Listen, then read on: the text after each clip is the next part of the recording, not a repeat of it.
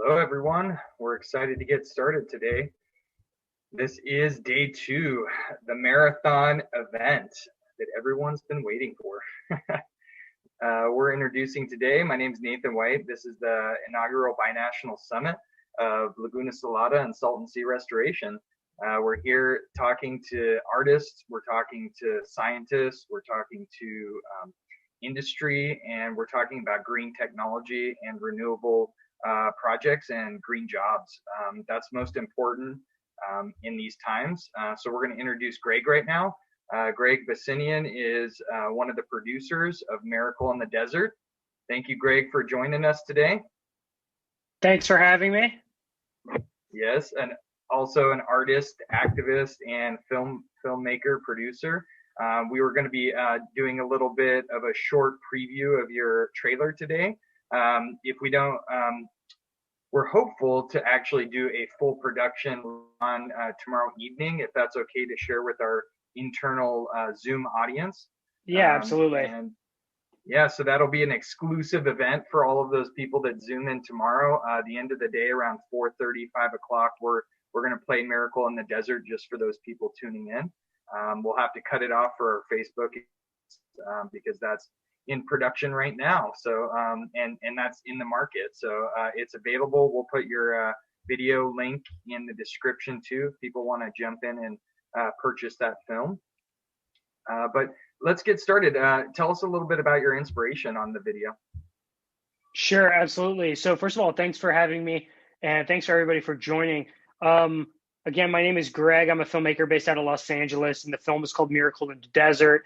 To give you guys a short overview, for those of you who don't know about it, some of you might have seen it. It's really a historical overview of the Salton Sea, but also highlights a lot of the ecological issues and political issues that are going on now. And as far as inspiration, I think like a lot of people, I went out to see the Salton Sea. I didn't know much about it. I had never heard of it. I'm from Southern California, and I didn't know anything about the Salton Sea. And I drove out one day and just saw it and was kind of taken aback by the size of it, the fact that there was not many people there. And it just seemed like there was a larger story to tell. And after I got there, I got home and I just had this urge to, make phone calls and investigate a little bit. And that kind of took me down a 5-year journey of making the film and releasing it. 5 years is a long time. So you had this was your own personal Yes. pet project, and you had some people helping you out with funding. You, Yeah, sure so have many. Go ahead. so what happened was, obviously we got involved with Eco Media Compass at a certain point, and I actually spoke to you. I remember in the middle of the process, we had a conversation. So huge thanks to Eco Media Compass, Carrie Morrison, and all the people over there. What happened was the project got started by calling around to the Salton Sea History Museum, which unfortunately is not around anymore, but talked to Kevin Kelly over at the IID, Bruce Wilcox. All these people were very eager to sort of tell the story about the sea, and it seemed like at the time there wasn't one film that kind of highlighted all of these things that are going on now. There's been some movies done about the sea, but the most recent one that's of any note probably came out in 2003, I think, which is Plagues and Pleasures of the Salton Sea by Chris Metzler. So the approach here was a little bit different. It was much more about the current events around the sea and doing a historical overview. So for those of you who don't know the history about the sea necessarily, we really wanted to outline specifically how the sea was created, who was involved, because that was a question that we couldn't seem to answer through a lot of our interviews. So we really did a deep dive. And then as far as funding and things, we did a Kickstarter. People were very, very generous. We raised some money there. We had people donating time. And then very fortunately, the film was acquired by Gravitas Ventures and was distributed in September, and it actually, after it was premiered, was number 12 in the country on iTunes documentary chart. So it did get a decent amount of visibility and hopefully was able to spread the message. If you guys want to watch it, for those who haven't seen it, You can rent it on iTunes or purchase it on iTunes as well as Google Play, or you can buy the DVD on Amazon. For some reason, it's not available to stream on Amazon Prime. Amazon has changed their rules recently, and they've removed a lot of documentary content. And for those of you who are in Mexico, it is available in Mexico on Google Play and iTunes as well. So that's available to watch actually basically worldwide at this point, across South America, in England, Australia, New Zealand, and it is subtitled in Spanish for those markets. Exciting. Yeah, and so the Miracle in the Desert, what was the inspiration for that? So as far as the title, if you look back, if you're referring to the title, I'm guessing in terms of the name of the film. Yeah. Yeah. So if you go back in the history of the Salton Sea, back in the 60s, when there was a huge boom, and we cover that in the film, and there's a lot of historical footage and things. All of the promotional materials kind of called the Salton Sea the Miracle in the Desert, because it was kind of a miracle that such a large body of water could exist and sustain in that area, even though it's been there on and off for thousands and thousands of years. So, and it was also about the culture it created, the hope that it created. In the 60s and the 50s, it was a very vibrant place. There was a lot of activity. It was really a place where people were forming memories. People were going to enjoy themselves, to go fishing. So very much for a long period of time was a really active place. There was a lot of life. There was a lot of economy there. And so those films used to call it the Miracle in the Desert, the Salton Sea.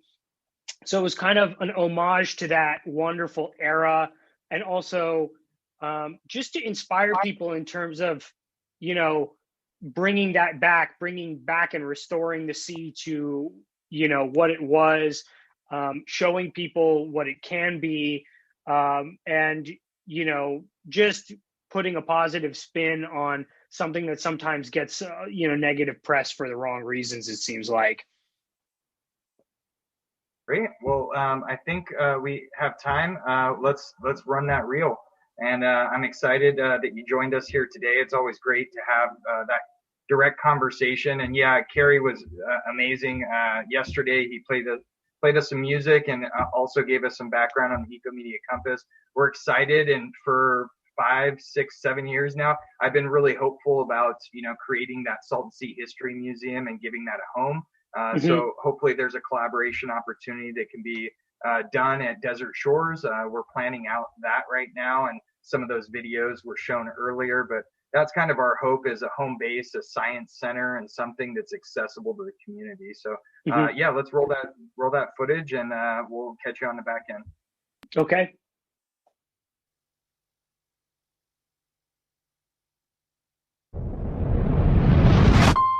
People don't know where we are. This is going to affect everything from Mexico to Los Angeles. The Salton Sea is a very mysterious place. The Salton Sea is the largest lake in the state of California. People fly over the area and they see this large body of water and they don't even know what it is. As a boy, we used to fish there. Well, by the 1960s, it was a popular location. Hundreds of thousands of people had visited more than Yosemite National Park. And they brought in all these stars. Marilyn Monroe, the Beach Boys. There was no thought about what would slowly be happening to the sea. Then things just stopped. People lost money. It was a real estate scandal. California is idly standing by and allocating very few resources to a massive environmental disaster. As the shorelines retreat to new lows, more dust in the air, that can create a public health hazard. Millions of people are within air quality range of this basin. It shreds your lung cells. I'm 27 years old. They have said my lungs have taken so much damage, you might want to start thinking about a lung transplant. The cost of inaction at the Salton Sea is between $29 and $70 billion. Whether the state of California is going to pay for solving that problem, or the people of the Imperial and Coachella and Mexicali valleys are going to pay those costs. Somebody's going to pay.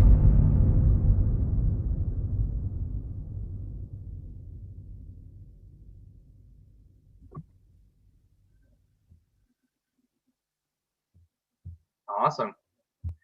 Well, what is your message? I mean, we talked to a lot of different people over the last couple, yesterday, over the last couple of years, frankly. What's your message? I mean, that's the question. Somebody's got to pay, right? From your experience and everything that was learned over those 5-year period, I mean, what's your perspective? Well, I wish there was a short answer, and I wish I could give you a clear answer.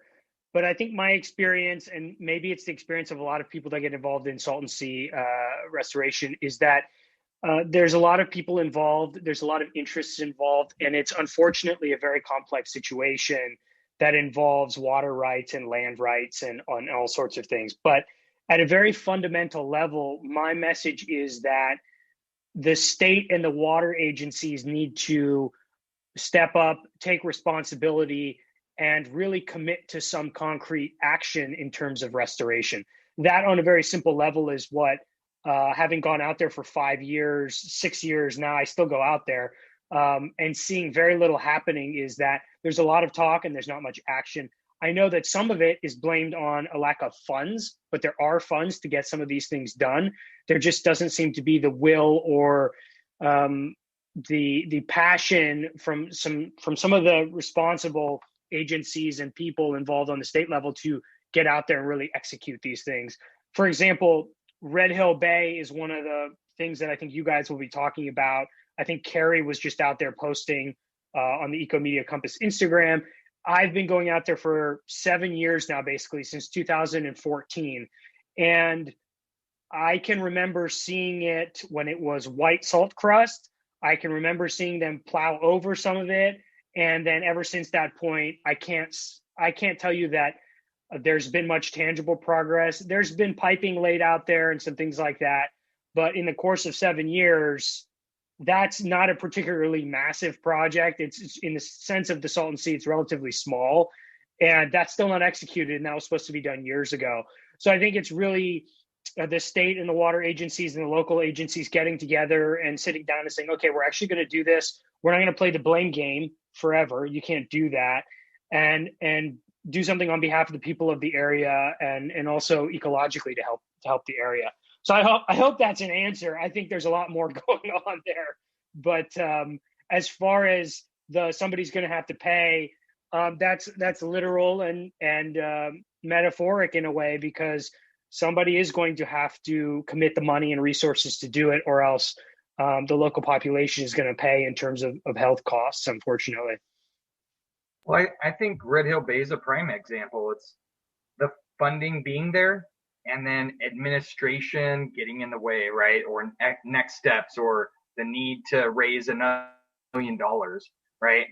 There's money in the bank to get projects rolled.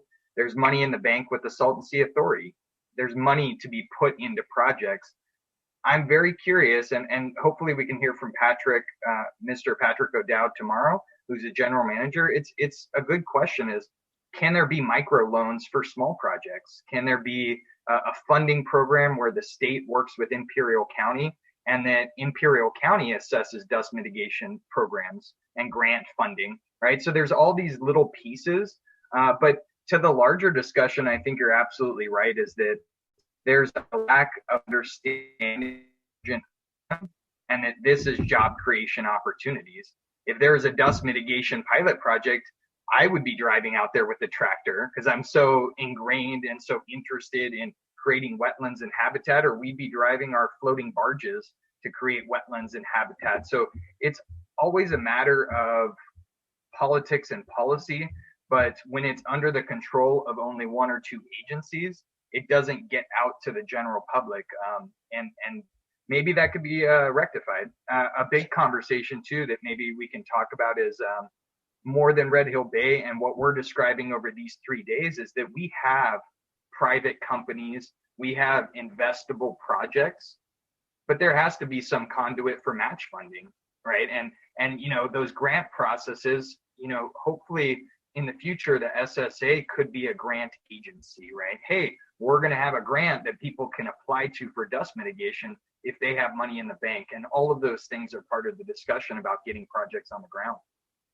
Yeah, and I think that one other thing to add to that, Nathan, is I think there's an awareness issue as well. A lot of people know about the Salton Sea in Southern California.